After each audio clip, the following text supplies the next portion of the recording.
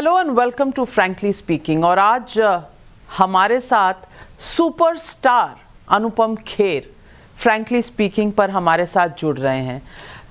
अनुपम खेर जी नमस्कार, प्रणाम। और कश्मीरी मुझे आती नहीं पर सत श्री अकाल कर देती हूँ आपको। कैसा लग रहा है? ओवरवेलमिंग रिस्पॉन्स रहा कश्मीर फाइल्स का। 200 करोड़ कमा चुकी है फिल्म। क्या आजकल आप नोट गिनने में बहुत बिजी है? नमस्कार Navika, it's always a pleasure talking to you. All our lives actors जो हैं वो एक ऐसी कामयाबी का सपना देखते हैं।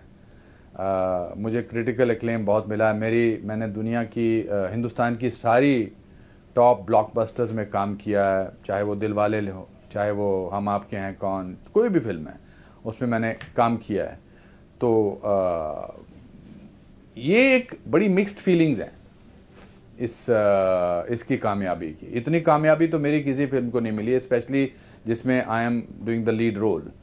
तो मिक्स्ड फीलिंग है। I should be jumping, I should be celebrating, I should be very happy, but I am happy, brilliant happy, very very thankful to God. But I am also there is a sense of sadness कि इस tragedy को दुनिया तक पहुंचाने में 32 साल लग गए। Because the film is not about celebration, the film is about tears, pain, sadness, sense of belonging का लॉस। और मैं इस समय शूटिंग कर रहा हूँ। आम जिंदगी में मैंने सोचा था कि कभी अगर मेरी फिल्म 200 करोड़ करेगी तो मैं क्या करूँगा। मैं पागल हो जाऊँगा, सड़कों पे भागूंगा। और मतलब यूसी हमारे यहाँ हायरार्की है ना कि हीरोज़ की फिल्में जो हैं वो 100 करोड़ 200 करोड़ करती हैं। आमतौर पे मेरे को, हालांकि मैंने अपने आप को हमेशा हीरो ही समझा है, in the sense when hero in the sense central character, but हमारी कैटेगरी को बोलते नहीं है कि ये 100-200 करोड़ का बिजनेस करेगी। So I am happy and I am thankful that the audience has loved the film. Audience is not only paying for the tickets, but they are also taking the film with them. They are also taking the emotion that was forgotten for so many years. अनुपम खेर जी, तो अब आप उस bracket में हैं। सारे खान्स और कपूर्स का जो ब्रैकेट था अब आप उसमें हैं। और जिस तरह आप जिम जाकर वर्कआउट करते हैं, अपने वीडियोस डालते हैं, you can give them a run for the money. तो आप अपने आप को हीरो क्यों नहीं समझते? आप अपोलोजेटिक क्यों हैं? नो, बिल्कुल अपोलोजेटिक नहीं हूँ। मैंने तो हर उस चीज को तोड़ा, हर क्लीशे को तोड़ा है। I was 28 when I played a 65-year-old man's role. I was the first person who broke the myth of type casting. यहाँ पर स्लॉट कर देते हैं और मैं उस स्लॉट से हमेशा भागा हूँ। मैंने अगर कर्मा की है तो दिलवाले भी की है, और मैंने खोसला का घोंसला की है, वेडनेसडे की है, स्पेशल 26 की है। तो मैं I am not apologetic at all. I have not allowed others to decide what category I come in. I think I am a little overwhelmed. So उसमें मेरे middle class, lower middle class feeling बाहर आ रही होगी। But I am very thrilled and thank you for including me in these wonderful names that you mentioned just now. But I have always treated myself as the main actor, as one of the most sorted after actors. I am basically from a drama school, so I am not apologetic about it. मैं यहाँ तुक्के से नहीं आया हूँ, ना मैं किसी की बपौती से आया हूँ, ना मुझे किसी ने हेल्प किया। मैं तो कीचड़ से आया हूँ। और 37 रुपये लेकर मैं इस शहर में आया था 3 जून 1981 को। तो आज अगर मेरी फिल्म 200 करोड़ करती है तो अपने बलबूते पर है। Of course the topic was as such. I am not speaking out of arrogance, but I am speaking of the faith that if you work hard and you are honest, the God will always help you and always give you rewards which you are not even expecting. So I have never thought of myself any less than anybody, because knowledge जो है, जो ज्ञान है, जो theatre का है या cinema का है या जो ट्रेनिंग का है, वो नॉलेज बहुत कमाल का आपको कॉन्फिडेंस देती है। सिर्फ एक मौके की तलाश थी जो मुझे सारांश में मिला। उसके बाद 522 फिल्मों के बाद मैं फिर भी टिका हुआ हूँ। आप फिर भी फ्रैंकली स्पीकिंग मेरे साथ कर रही हैं, जो मेरे लिए बहुत ही ऑनर की बात होती है। आपसे जब भी बात करता हूँ आप मुझे अच्छा लगता है। I feel I am very happening because that is what life has taught me. बिल्कुल। और आपने कहा था आप अपनी 523वीं फिल्म की शूटिंग भी शुरू कर चुके हैं, पर आपने पता नहीं एक मीम देखा कि नहीं जी, कि अभी वहीं पर हूं मैं। मीम में कहा गया था कि जो ऑर्डिनरी फिल्म्स हैं वो कपिल शर्मा शो में जाती हैं, लेकिन जो लेजेंडरी फिल्म्स हैं वो प्रधानमंत्री के घर से अपना शुरू करती हैं सफ़र। तो मैं आपसे पूछना चाहती हूँ, आपने कहा आप कीचड़ से निकले हैं, अब कीचड़ से कमल निकलता है, कमल बीजेपी का चिन्ह है, और अब आप बीजेपी के भक्त कहलाए जाते हैं। इस पर भी बहुत लोगों को बहुत विशेष प्रॉब्लम है। ये मैंने एंगल नहीं सोचा था। नहीं, एंगल तो हम जर्नलिस्ट का काम है, हम निकाल लेते हैं। नहीं, मैं 1000 बार बोल चुका हूं कि पर लोगों को सूट करता है कि वो जो बोलना चाहते हैं। मैं देश का भक्त हूं, और जो भी देश के लिए अच्छा काम करता है मैं उसका भी भक्त हूं, चाहे वो स्पोर्ट्स पर्सन हो, चाहे वो पॉलिटिशियन हो, चाहे वो स्विमर हो, चाहे वो डांसर हो, चाहे वो एक्टर हो, एनीबडी हो जो देश के लिए लॉरल लाता है या देश का नाम रोशन करता है, मैं उसका भक्त हूं। Because I must tell you that I am 8 years younger than free India. So I have been growing up, India मुझसे 8 साल बड़ा है, तो मैं मेरी जो परवरिश हुई है वो प्री इंडिपेंडेंस के थॉट प्रोसेस से हुई है। मेरे पिताजी, मेरे दादाजी, तो इसलिए मेरे अंदर वो जज्बात हैं। वेस्टर्न कमांड का जो हेडक्वार्टर्स था वो शिमला में था, 19 साल मैं वहाँ पर रहा हूँ। 1962 के वॉर में मैं 7 साल का था, 65 के वॉर में 10 साल का था, 71 का वॉर वहीं था। तो मैंने ये सब देखा है, मैंने देशभक्ति की भावनाएं समझी हैं। मेरे स्कूल में प्रेयर थी, अल्लाह तेरो नाम, ईश्वर तेरो नाम। तो मुझे कोई सिखा नहीं सकता कि ये सब भावनाओं के बारे में। अगर कोई अच्छा काम कर रहा है और उसकी तारीफ की जाए तो लोगों को लगता है कि इसको एक एंगल दे देते हैं, so that he will become defensive. If the Prime Minister of this country is doing an amazing work, promoting the country, bringing a lot of care and happiness to the downtrodden, making women empowered, meeting all the sports people who go and bring laurels to the country, I think he should be applauded. But I am, before BJP came in power, I have been a very, very nationalistic person and very, very proud Indian, and I would like to remain like that. पर लोग कहते हैं कि 2011 में आपको केजरीवाल जी अच्छे लगते थे। I want to be popular with myself. 2011 में आपको केजरीवाल जी अच्छे लगते थे, अब आप मुझे जब 2000 साल में अब आप नरेंद्र मोदी कैंप में चले गए हैं, और अब आपकी फिल्म को एंटरटेनमेंट टैक्स हटाया नहीं जा रहा। और कल असेंबली में केजरीवाल जी ने इस पर एक स्टेटमेंट भी दिया था, उस पर आपने ट्वीट किया है। व्हाट वुड यू से, आप क्या कहेंगे जब उन्होंने कहा कि अगर आपको टैक्स फ्री करानी है फिल्म तो यूट्यूब पर डाल दीजिए? So before I come to answer that question, मैं आपको बताना चाहता हूं कि जब 2011 में इंडिया अगेंस्ट करप्शन का जो आंदोलन शुरू हुआ था, तो मैं पूना में शूटिंग कर रहा था। तो मुझे मनीष सिसोदिया जी का फ़ोन आया था कि हम चाहते हैं कि आप इस आंदोलन से जुड़ें। तो मैं अपनी शूटिंग छोड़कर मैं गया था, because I felt that this is something very honest, this is something very clean and I must do. तो मैंने उस आंदोलन में बड़ा भाग लिया। इनफैक्ट मैं जब श्री अरविंद केजरीवाल जी, मनीष सिसोदिया जी और बहुत सारे लोग जुड़े थे, तो उनके फास्ट पे होते थे वो, तो मैंने बहुत काम किया। मैं अपनी बार बार मैं दिल्ली जाके रहता था। इनफैक्ट फिर जब उन्होंने वो पॉलिटिकल पार्टी बनाने का डिसाइड किया, तो मुझे अन्ना हज़ारे जो उस मीटिंग में बैठे थे, तो मेरे को भी उस मीटिंग में बुलाया था। मुझे सलमान खुर्शीद साहब ने रात को फ़ोन करके बोला था, रात को 1 बजे फ़ोन किया था, और किरण ने कहा था वाई इज़ सलमान साहब कॉलिंग यू। मैंने कहा पता नहीं। उन्होंने कहा आपको आना चाहिए, ये पार्टी पॉलिटिकल पार्टी बना रहे हैं। फिर अरविंद केजरीवाल साहब का मुझे मैसेज आया था कि आप आइए, we want you to read out the charter of Aam Aadmi Party. So I did not know that they are going to make a political party out of it. And I remember in that meeting, Anna Hazare was totally against them making a political party out of this main India against corruption आंदोलन। तो खैर he was hushed up and they made the party because उन्होंने कहा था कि आप फिर अलग नहीं रहोगे, आप फिर बाकी लोगों जैसे हो जाओगे। और जिसका वो है ना लाइन की, जिसका डर था बेदर्दी वही बात हो गई।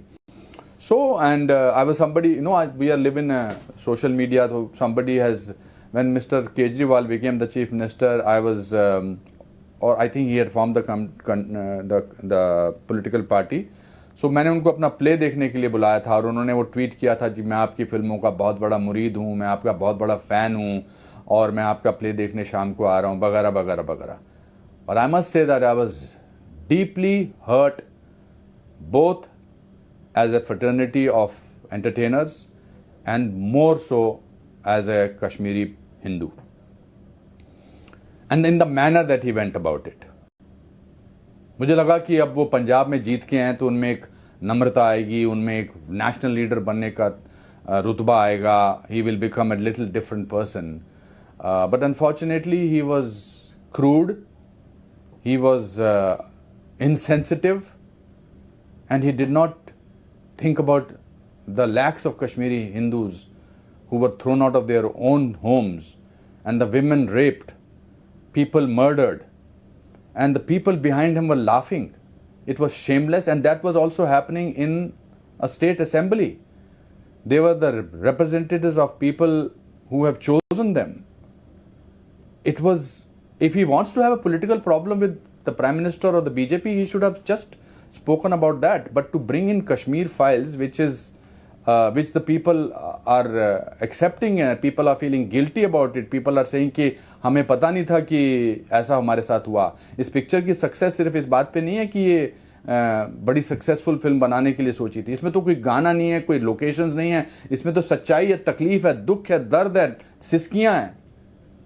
तो आपको अगर अपने पॉलिटिकल ब्राउनी पॉइंट करने हैं और प्राइम मिनिस्टर को नीचा दिखाना है या पॉलिटिकल पार्टी को नीचा दिखाना, आप करिए. बट टू से दैट ये तो एक प्रोपेगेंडा फिल्म है या ये तो एक झूठ है या ये तो इस तरह है, I think it was shameful.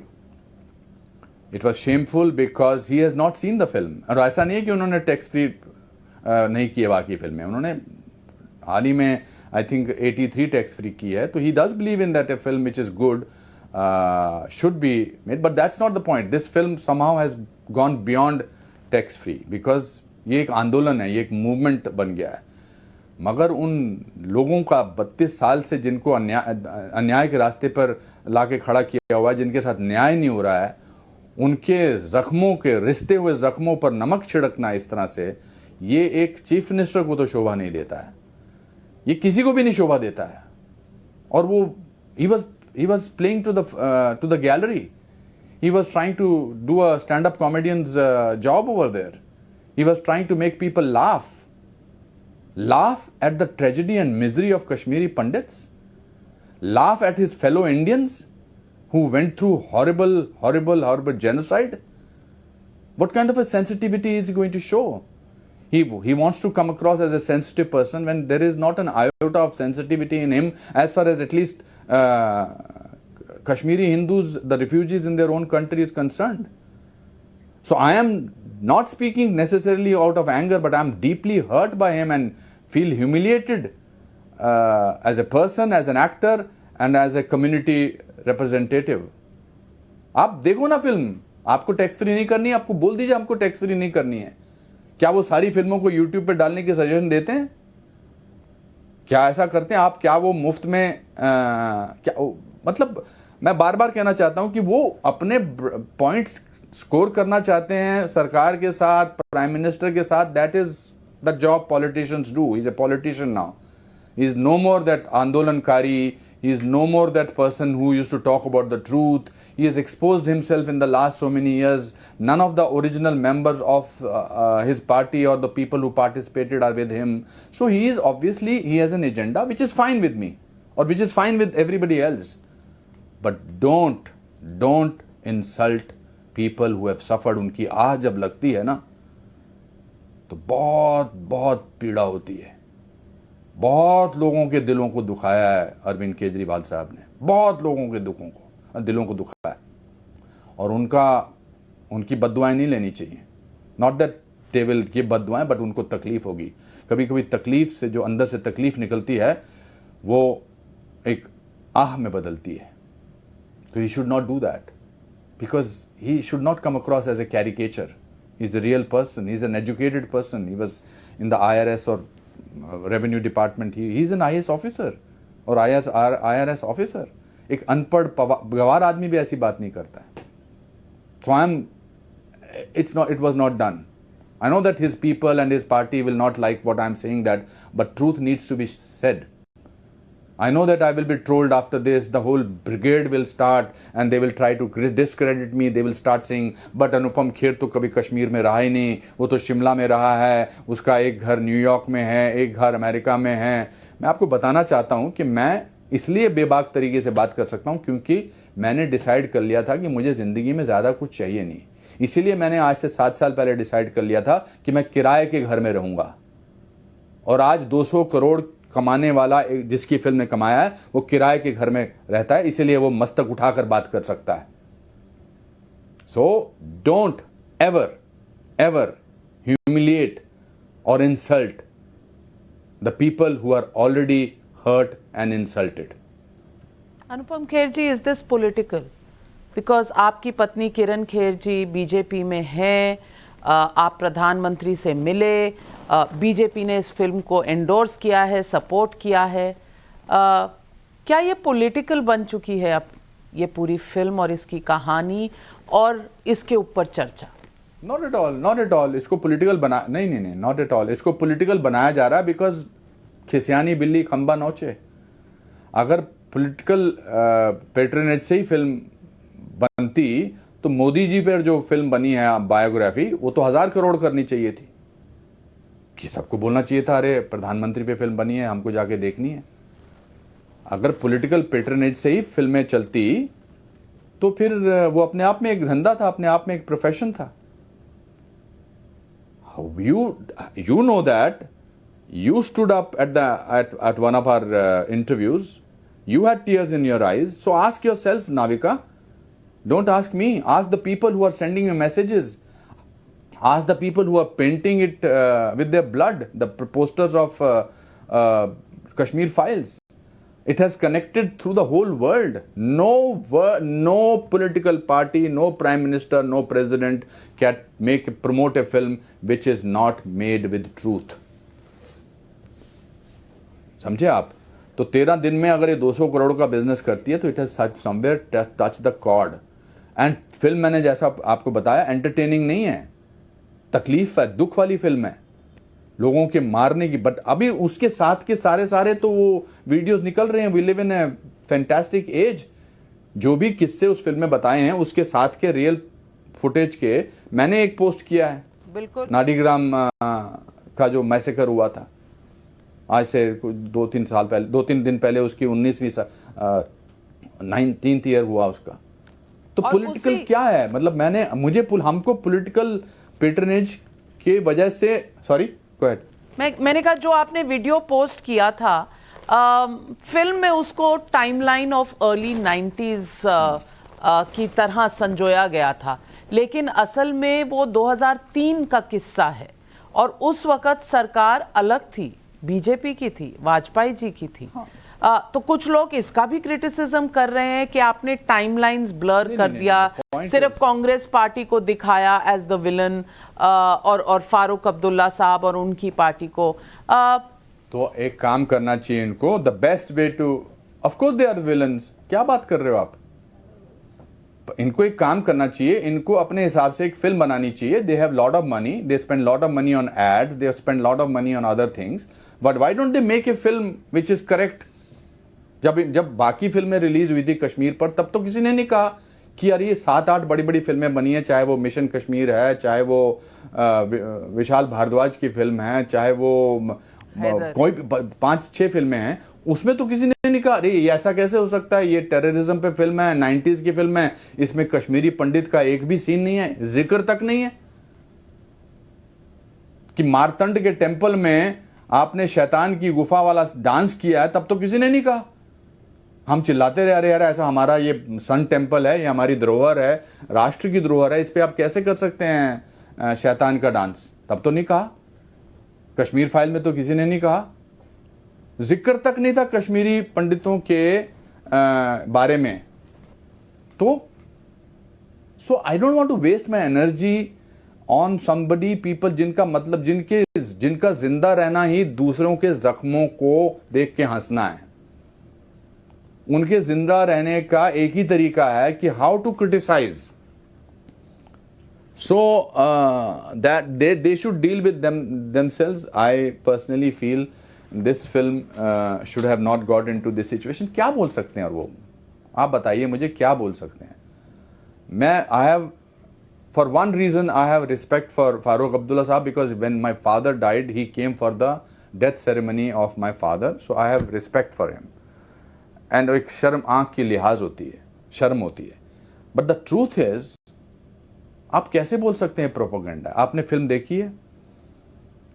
Kashmiri पंडितों के पॉइंट ऑफ व्यू से फिल्म बनाई है। We are not making a series, we are making on a subject which nobody has touched, but nobody pointed it out in other films कि अरे भाई इन 90s का बता रहे हो कि एक आदमी टेररिस्ट कैसे बनता है वगैरह वगैरह वगैरह, या उस दौरान तो मुसलमान भी मारे गए थे। With all due respect to everybody, of course मारे गए थे, पर किसने मारे थे? उन्हीं टेररिस्ट ने जो कश्मीरी पंडितों को मार के या उनको रेप करके उनकी महिलाओं के साथ। और वो किस किस्म के मुसलमान को मार रहे थे? जो देश के साथ था, जो हिंदुस्तान के साथ था, जो पुलिस में काम करता था। मैं आपको खुद किस्सा बताता हूं कि वो टेररिस्ट जो आते थे उनको कहते थे कि अच्छे खासे मुसलमान परिवार को बोलते थे कि ये लड़की जो आपकी बेटी है, इससे हमारा जो ये टेररिस्ट लड़का कल शादी कर रहा है वो भी भागे हैं। They are also victim of this terrorism. But the point is, why did only Kashmiri Pandits have to leave the state? मुसलमान तो अभी भी वहां रहते हैं और अच्छे लोग भी हैं। तो the film is against terrorism. इसको भी डिवाइड करके बनाया जा रहा है कि it's not against terrorism, it's about Muslims. No, it is not. In the final speech दर्शन दस से कि मॉडरेट मुस्लिम्स भी रहे हैं वहां पर। But the truth is, Kashmiri Hindus are no more there, not even 1%। सो कुछ तो प्लानिंग गई होगी ना इसके बीच में, कुछ तो सोच के गया होगा ना, कुछ तो उन्होंने, टीकालाल टपलू का मरना, गिरजा टिक्कू का रेप होना इस बर्बरता के साथ, क्या वो पब्लिक डोमेन में वो इंफॉर्मेशन नहीं है? ये एक्सपोज हुए हैं इसलिए इनको घबराहट हो गई है, बिकॉज इन्होंने सोचा नहीं था कि somebody will make a film on this। और फिर इन्होंने ये भी नहीं सोचा था कि वो फिल्म ऑडियंस के साथ इतना ज्यादा, उसका जो सच है वो इतना ज्यादा एसोसिएट होगा, इतना ज्यादा उसको आइडेंटिफाई करेगी। इसमें इन्होंने सोचा था ठीक आएगी, थोड़े से करोड़ में फिल्म बनी है, 2 4 15 20 100 200 लोग देखेंगे, पर वैसा हुआ नहीं। इसमें कहीं दो राय नहीं है कि फिल्म ने यंग लोग जुड़ रहे हैं इस फिल्म के साथ। हाँ, फिल्म ने कनेक्ट किया है ऑडियंसेस से, और इसमें कहीं दो राय नहीं है अनुपम खेर जी। और इस फिल्म की कमर्शियल सक्सेस अपनी कहानी बताती है। लेकिन मैं आपसे पूछना चाहती हूँ, फारूक अब्दुल्ला जब 1997 में लेकर आते हैं असेंबली में एक बिल, और उसमें डेफिनेशन ऑफ माइग्रेंट्स बताते हैं, वो होंगे जो 1 नवंबर कश्मीर से 1 नवंबर 1989 से निकलना शुरू हो गए। तो यानी कि ये एडमिशन था कि 1990 से पहले कश्मीरी निकलने शुरू हो चुके थे कश्मीर से। उसके बाद यासीन मलिक की तस्वीरें आई डॉक्टर मनमोहन सिंह के साथ, और हमने टाइम्स नाउ पर और टाइम्स नाउ नव भारत पर ये स्टोरी भी की कि तब की एक वर्किंग ग्रुप था जिसने फरवरी में जो यासीन मलिक ने मिलकर लिटरली गले लगाकर जिनसे doctor Manmohan Singh as prime minister मिले थे, उन्होंने कहा कि मिलिटेंट्स जो हैं वो मिलिटेंट लीडरशिप को पॉलिटिकल आइडियोलॉजिकल प्रोसेस में इन्वॉल्व करिए, और वो working group headed by Hamid Ansari यही करता है, literally word by word. Was this not a sell out? Because आप मिलिटेंट्स जो गुनाहगार थे कश्मीरी हिंदुओं के, कश्मीरी पंडित्स के, उनके साथ अनकंडीशनल डायलॉग और इन्वॉल्वमेंट की बात हो रही थी, literally as dictated by Yasin Malik. Do you see this as a betrayal? Complete betrayal. ये चीजें निकल के आ रही, मैंने देखा कल आपका ये पूरा एक्सपोज है, ये चीजें निकल के आ रही, it's horrifying. The head of the state The Prime Minister of the country is shaking hands in his office or in his residence with Yasin Malik, who is the killer of those Air Force people. How is it possible? And this whole thing that you people have unearthed or brought to the knowledge of the people is frightening. मतलब देश बिक रहा था. That's why I think the Prime Minister in one side said कि देश की property पे सबसे पहले माइनॉरिटीज का हक है. कैसे? किस देश में ऐसा होता है? आप personal greatest regards for doctor Manmohan Singh, but you can't be mute silent to somebody is telling you something which is against the country. Weakness is not a virtue. कि नहीं अरे यार ये तो इनको रिमोट कंट्रोल से चलाते थे. आप अब मैं क्या बोलूं? आप कैसे होने दिया आपने ये सब बातें जो हैं ये कैसे होने दी? Let me share the popular sentiment. Thank God different people came to this country. Otherwise ये क्या हो रहा था हमें को तो पता भी नहीं लगता. Thank God for that. I'm not saying that as a Hindu or as a Muslim, as a Sikh or as a Nisai. I'm just saying that as a normal common Indian. आप क्या कर रहे थे? And the Chancellor of look at the ex-Vice President, with all due respect for him, he was made the Vice President of this country for 2 terms. तो हो क्या रहा था इस देश में? 200 साल बाद हमें अंग्रेजों से आजादी मिली, 800 साल उससे पहले मुगलों ने राज किया, और आजाद होने के बाद हम ये हाल कर रहे थे देश का. हाउ? व्हाई? तो इनको तो तकलीफ होगी ना. इनको लगता ही नहीं था कि हम एक दिन हमारे हाथ से गद्दी निकल जाएगी. सोचा ही नहीं था. ये राजा लोगों की थिंकिंग होती है कि राजा सोचता है कि मेरे को तो कोई निकाल नहीं सकता, तो वो अपने हिसाब से राज करता है या करती हैं जो भी है. But truth has an amazing power of coming out. Amazing power. क्योंकि सच वो दिया है जिसको पहाड़ की चोटी पे रख दिया जाए तो भले ही रोशनी कम करता है लेकिन दिखाई बहुत दूर से देता है. So thank God for that. So these people are they are what is it, what are they called? They are compulsive liars to some extent, and they are usual suspects. आप सीए का होगा तो ये लोग खड़े हो जाते हैं कि ये गलत है. आप 370 पे हो जाते तो ये लोग हैं. तो सेम लोग ही है ना. तो आप कैसे सोच सकते हैं कि कश्मीर फाइल्स की ये कहेंगे हाँ यार बहुत अच्छी फिल्म बनाई थी. एंड इसमें सब पढ़े लिखे लोग भी हैं. पढ़े लिखे लोग जो यूनाइटेड नेशंस में रह चुके हैं, उनको भी वो भी आंख के अंधे हो गए हैं. उनको भी नजर नहीं आता. They are so blinded by their hatred of one person that they have decided वो कि यार हमको कुछ भी, कि अगर प्राइम मिनिस्टर ने बोल दिया पार्लियामेंट्री अफेयर्स की कमेटी में कि ये फिल्म देखनी चाहिए तो इसका मतलब ये तो हमको, अगर वो कह दें कि खाना जो है वो सेहत के लिए अच्छा नहीं है, ये लोग तो खाना बंद कर देंगे. कि पानी पीने के लिए अच्छा नहीं तो पीना बंद कर देंगे, because they have to oppose somehow और द अदर.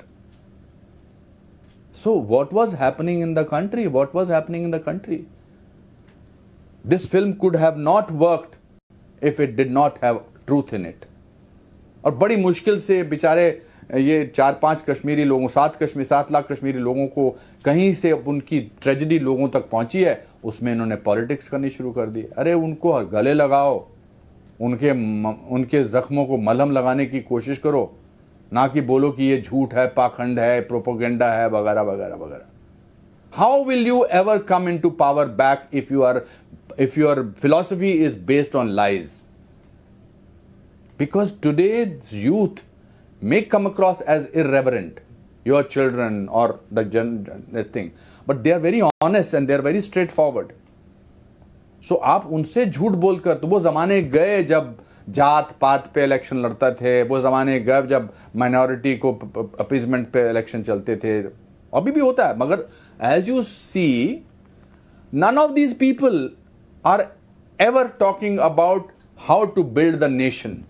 आपने आज तक कभी सुना है राहुल गांधी ने बोला मैं सोच रहा हूं देश के बारे में ऐसा होना चाहिए, अगर देश में ऐसा आ जाए? उनका काम हो गया, he is become a compulsive criticizer. और वो क्या बोलते हैं वो समझ नहीं आता. आपने आज तक कभी बोला किसी political party, opposition political party ने कि this is our map of how India will become the super power in the next 25 years? अगर वो उसमें टाइम लगाएं तो there is a possibility that they may do better in the next elections. But just by criticizing cannot be their contribution to the building of the nation. Criticism is a healthy point, but you cannot only use criticism and think that this मैंने अपना काम खत्म कर लिया, अब ये देश पर जितनी मेरी जो जिम्मेदारियां थी वो खत्म हो गई क्योंकि मैंने तो क्रिटिसाइज कर दिया. चाहे वो फिल्म है, चाहे वो सड़कें हैं, चाहे वो फलाना धिमकाना है, चाहे वो प्राइम मिनिस्टर की स्टेटमेंट है, चाहे वो डिफेंस मिनिस्टर की स्टेटमेंट है, चाहे वो बालाकोट स्ट्राइक है, चाहे वो किसानों का आंदोलन है, कि मैंने जो डिफरेंट पॉइंट पे बात की है.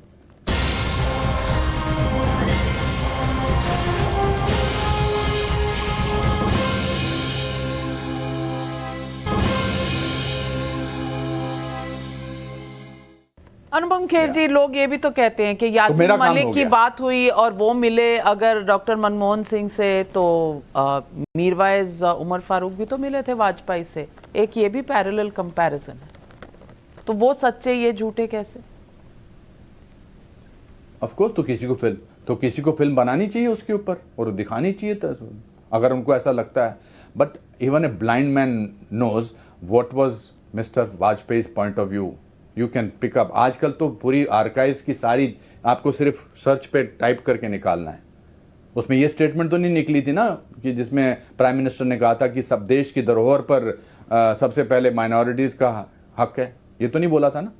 और उन्होंने ये तो नहीं बोला था these are the compulsions of the वो क्या कहते हैं, coalition government. I am not trying to criticize, please don't misunderstand. I am not trying to criticize a person who is coalition, who is not there to defend. And I don't think I have, as I said, I want to again say that Prime Minister Manmohan Singh thinks very, very, very closely and highly about the country. He is a very loyal, I am not passing a judgment on him, I am nobody. And his love for the country is unquestionable, his economic reforms, his work that he has done. But you don't allow other things to happen because they are against the country. They are against the welfare of the country. They are not right thing to happen. I'm sorry.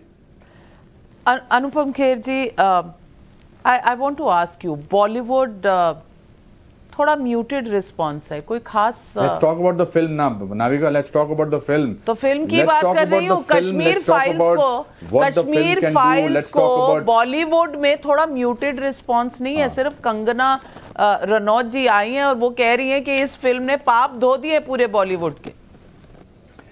Before that, I want to say that after Mr. Kejriwal's statement yesterday, I think every true Indian should go and watch this film in the theater. And the only way you can give a resounding response to his insensitivity is by collecting more money and connecting with more people from Kashmir. As far as the Hindi film industry or the film industry is concerned, I think they are too much in a shock. ऐसा हुआ नहीं है. Whenever a shocking things happen, people, it's a very, very strange reaction. When a shocking thing happens, it's like जब शोले बनी थी, ये मुझे रमेश सिप्पी साहब ने खुद बताया था, तो पहले 3 वीक चली ही नहीं क्योंकि लोगों को समझ में नहीं आया कि हिंदुस्तान में ऐसी फिल्म भी बन सकती है. पहले 3 week it was declared a flop, but then it became a cult film. हम आपके हैं कौन का जब प्रीमियर हुआ था पहला, तो industry was saying, oh my God, ये क्या बना दिया, ये तो शादी का वीडियो है. But it turned out to be the biggest grosser because culture पे कोई फिल्म बने तो लोगों को लगता है it's not cool यार, it's not cool, it's not about NRIs.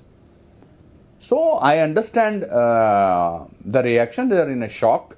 They never thought in a small film which is based on tragedy, which is dark, where there is blood and tears and चित्कार जिसको देखते हुए जिसमें ज़्यादा सा background score नहीं है.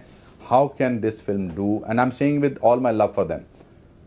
But individually, I must say, Salman Khan called me up the other day and he congratulated me. A lot of people are tweeted about it. Ritesh Deshmukh has tweeted about it. A lot of people, they need to get out of that shock to be able to accept कि ये हुआ है, ये तुक्का नहीं है.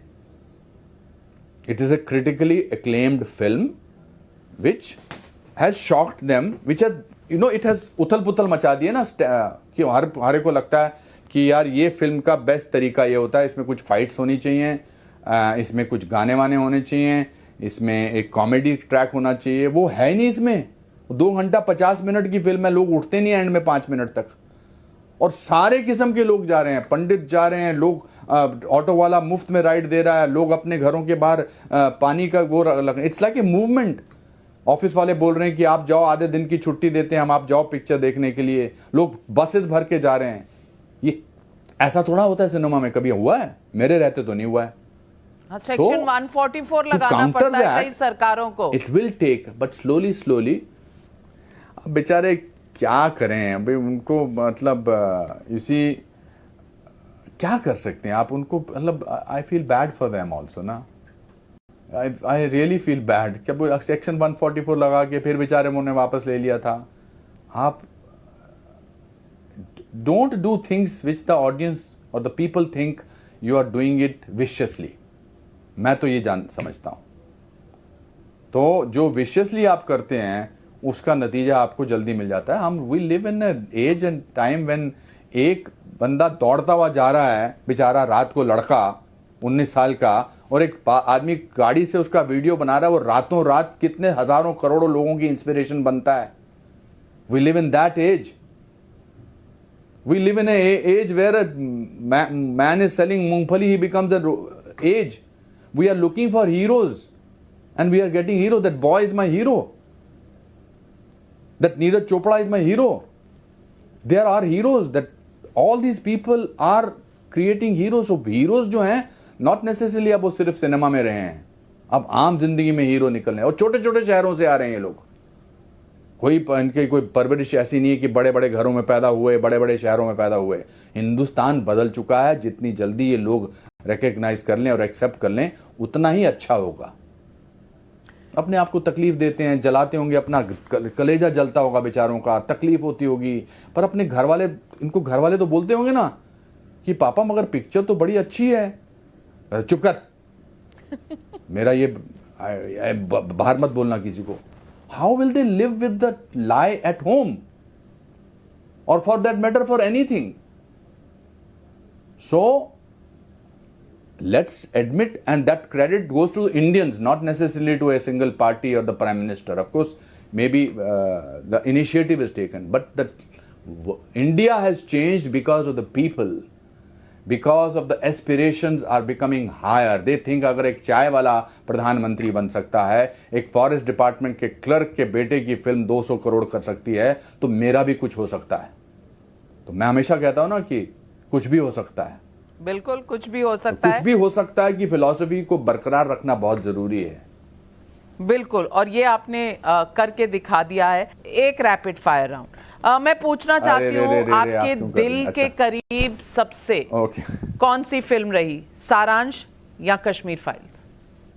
Kashmir files, because it is closer to, it has impacted my life, that impacted my career. Saransh was an amazing film and an amazing role, but that was my first film and I put my life and my craft into it. मैं वो film के हर shot से पहले कहता था अगर ये film नहीं चली तो मेरा कुछ नहीं होगा. मगर इस फिल्म को करते हुए मुझे लगता था अगर मैंने इसका एक भी note as an actor, as Pushkar Nath Pandit false किया तो I will be disloyal to millions of people who are thousands and lakhs of people who have actually suffered it. मुझे तो सिर्फ स्टार्ट, साउंड, कैमरा, एक्शन और कट के बीच में काम करना था. वो बिस्किट वाला सीन है ना, बिल्कुल, वो बिस्किट वाला सीन जब मैं कर रहा था तो हमने डिसाइड नहीं किया था इसको कितना करेंगे. हमने डिसाइड नहीं किया था. मैंने कहा था विवेक को कि यार आई डोंट नो, कैमरा चलाना मुझे पता नहीं है.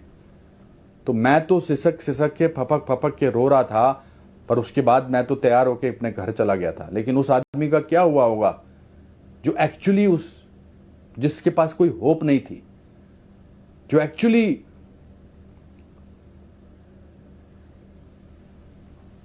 वहां पर कैंप में बैठा था और सारी होप्स छोड़ चुका था, जिसके घर वाले 15 लोग उस टेंट में सो रहे थे और उसके साथ रियलिटी थी। मैं तो फिर भी जाके गर्म सूप पी लिया था शायद जाकर। So when that person is hurt by any statement made by anybody in the world, I don't want to forgive them.